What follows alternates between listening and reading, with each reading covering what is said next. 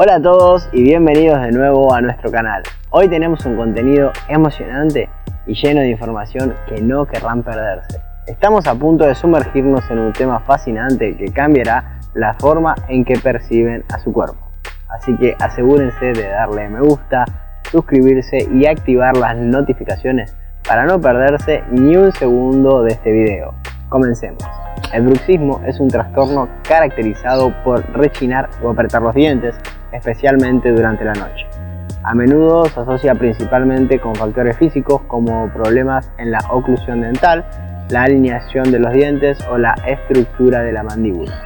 Sin embargo, en los últimos años ha surgido una creciente comprensión de que los factores emocionales y psicológicos también pueden desempeñar un papel importante en el bruxismo.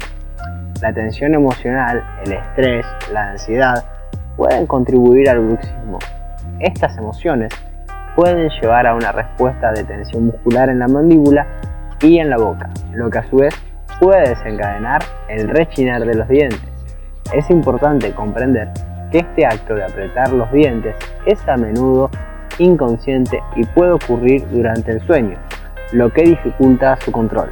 La biodescodificación es un enfoque que busca comprender y abordar las causas emocionales de los síntomas físicos, incluido el bruxismo. Esta técnica postula que las emociones reprimidas pueden estar almacenadas en el cuerpo y manifestarse como síntomas físicos como el rechinar de los dientes.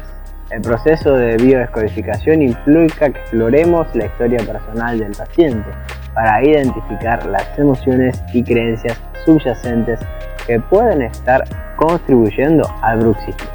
A través de la terapia, la liberación emocional y el autoconocimiento, la biodescodificación apunta a abordar las causas emocionales subyacentes del bruxismo y promover la curación.